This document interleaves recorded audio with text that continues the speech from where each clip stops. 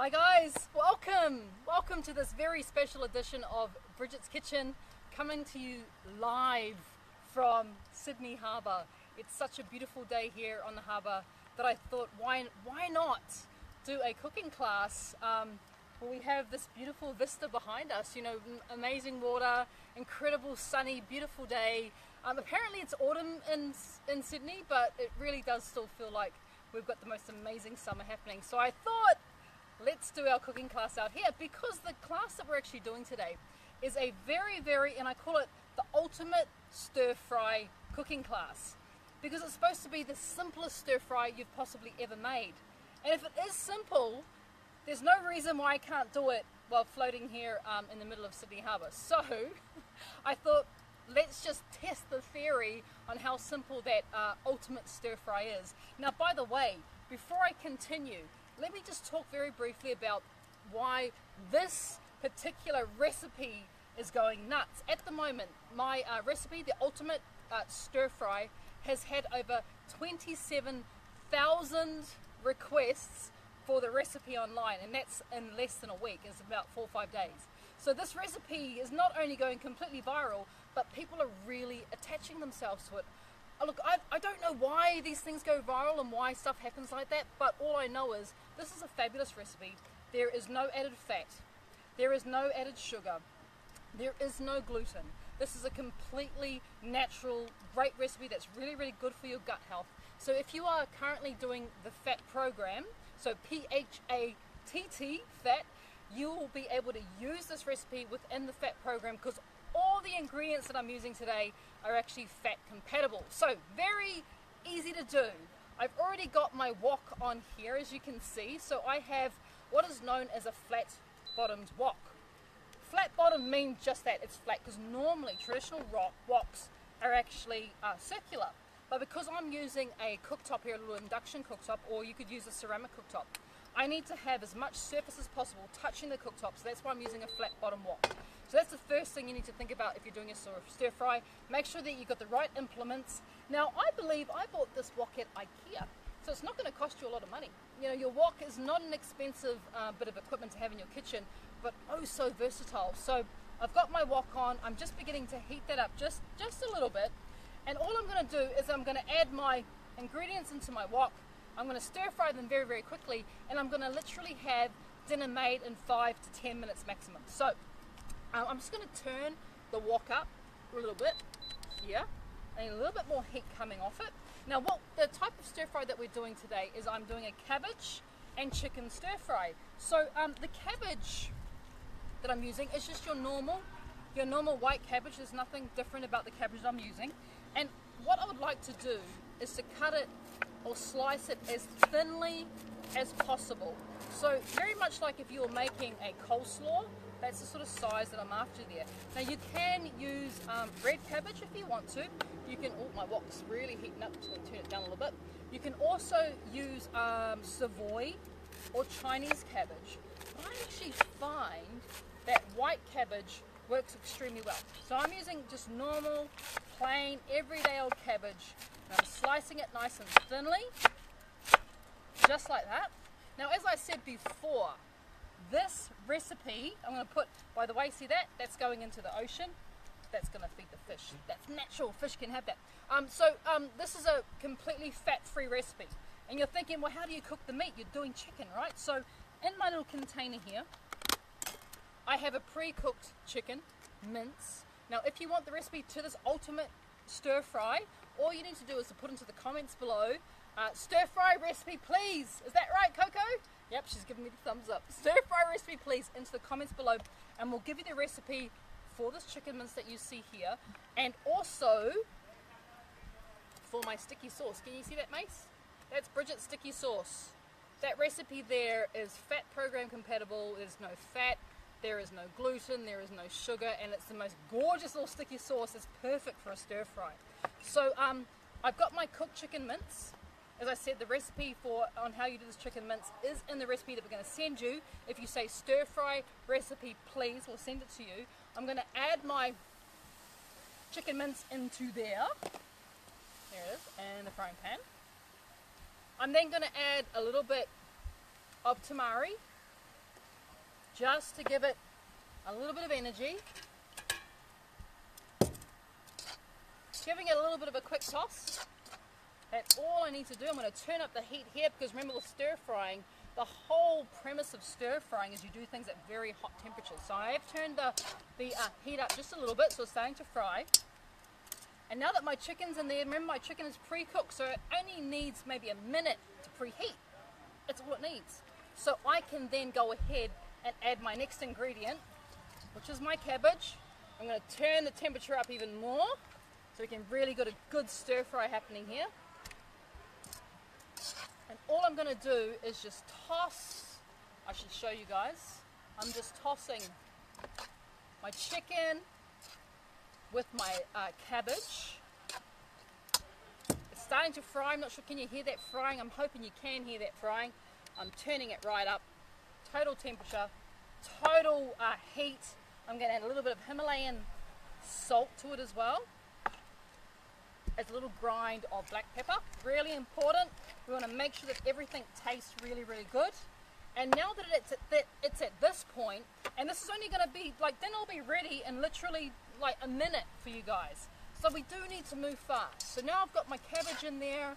I'm twisting it and I'm turning it, stir frying it. You can do this with a wooden spoon as well, which I forgot to bring from my kitchen, hence why I'm using tongs. But you can totally do that with a wooden spoon. The next thing and the last thing, well, no, second to last thing that you need to do is take up my sticky sauce recipe, and I'm going to add just a tablespoon of that sticky sauce. Give it a bit of a mix through. Can you see that, Mace? Are you getting that? Once you add that sticky sauce, that's going to make things amazing. That's when things really start to change and to improve in this dish. So that's sizzling away there. All that I need to do now is I'm going to grab up my herbs. Herbs here, Mace. Spin over to my herbs, please. You got my herbs in? And I'm going to take some coriander or cilantro. Just give it a bit of a chop through, roughly. Now the leaves are a great addition, but also the stalks are an amazing addition too. So I'm going to take just a little bit of that stalk, remove the root that goes in the ocean too, and just chop through, roughly chop through the roots, and then we're going to add that to our stir fry. It's not enough, I'm going to go back. Because remember guys, one of the beautiful things about eating well, when you are watching the calories that you're taking in, you're watching the type of food, is you can go crazy when it comes to fresh herbs. And fresh herbs is where we get all the flavour and we get all the freshness. So go a little bit crazy when it comes to your herbs. Don't be shy to add your herbs in. And right now I'm pretty happy with that. That can go back in there. So all I need to do now, take off that chopping board, leave it there. Time to plate up. That was quick, right? I call this my disco bowl for obvious reasons. Silver. It's my disco bowl. And then, I'm not sure if you're getting, make sure you're getting this in, Mace. I'll turn you off, noisy thing. That was in that cabbage was in the pan for only a couple of minutes maximum.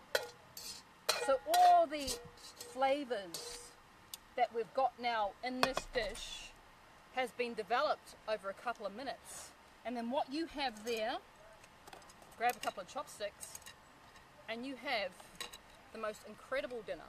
He wants me to come closer. You can see that. You have the most incredible dinner. Can you see the steam rising off of that? We did that all on the pontoon, in the middle of the harbour, rocking pontoon as well. And we did that within a couple of minutes. So that's when I say it's the simplest, one of the simplest recipes you can have. It's also flavoursome because we have, remember, that little sticky sauce right there. But let's not stop there. I want to give you one more recipe. One more recipe because I love you guys. So I'm going to give that to Chrissy. There you go, Chrissy. Let's cook one more recipe. And this recipe is really, really cool. And the reason why I want to cook it for you guys is it because firstly we just had the first recipe we had was chicken and cabbage. Now you don't have to use chicken if you don't want to.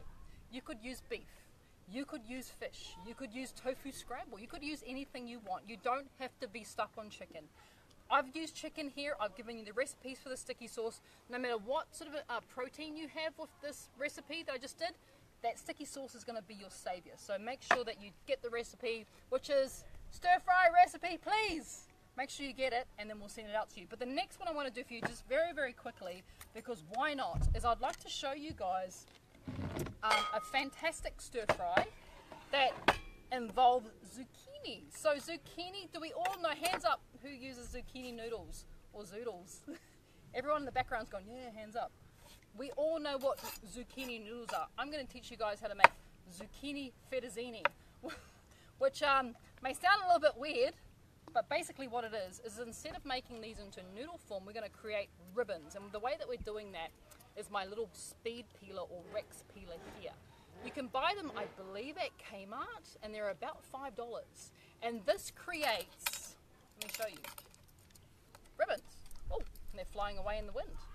Let me put them in the bowl. So as you can see, can you see these, Mace? Are you watching the ribbons?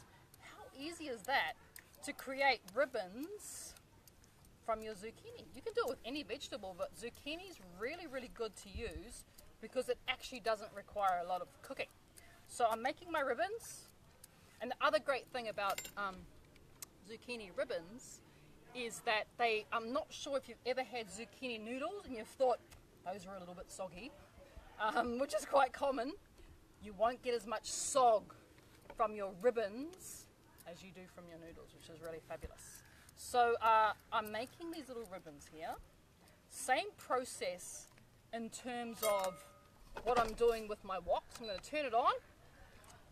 I'm going to boil the water. There we go. I'm going to turn it on really hot. Turn it on really hot. Sorry, Macy wants to see the ribbons. Can you see the ribbons there? Those are my zucchini ribbons. So I've got my wok on already. Look at that coming off it. Now, if you were not on the fat program, I would suggest, I have to turn that off for a second because it's really hot. I would suggest that you are looking at using an oil, just a little bit of oil in this recipe. I'd go for avocado oil.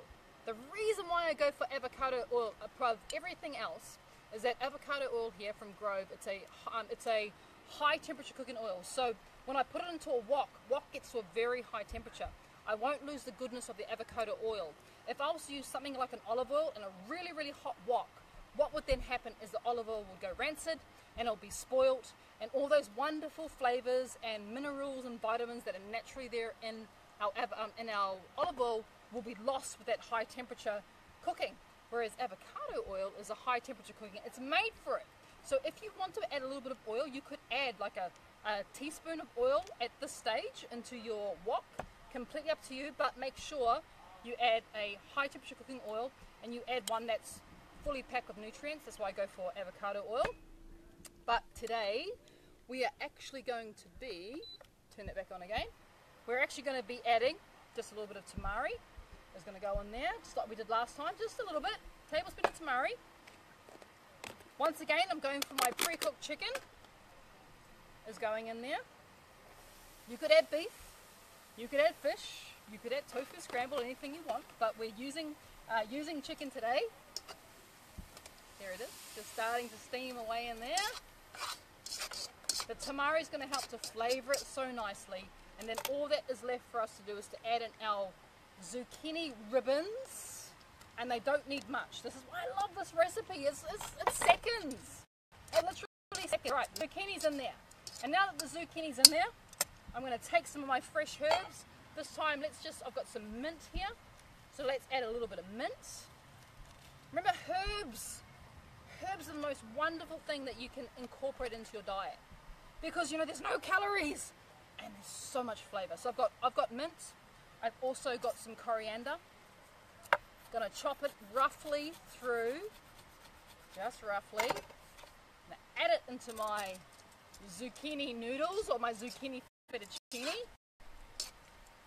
Give it a bit of a toss. Of course, finish it off with some Himalayan salt, a little bit of black pepper, and then, how long has that been in there? 30 seconds, maximum, 30 seconds. Hand that to you, Chrissy. There you go. Let's plate up. That's all it needs. Now, one of the key about cooking zucchini noodles or fettuccine this way is it needs 30 seconds as opposed to 30 minutes. Doesn't need long at all. So I'm just going to put that in there. Going to add some of that meat as well. Turn it off. Macy, can you get nice and close to that? There you go. It's ready. That's literally, that is a 1 minute meal when you pre-cook. Okay, we've got a question coming from Coco. One question. Jen asked, What if you don't like coriander? Now, Jen, you are not alone in not liking coriander. Apparently, now I'm just going to go back a little bit. You know how some people can roll their tongue like this? You know that? Apparently that's a genetic thing. Not all people can roll their tongue. Yeah, you can. I'm watching my cameraman. He's like, I can. So the ability to do that is actually, not everyone has an ability.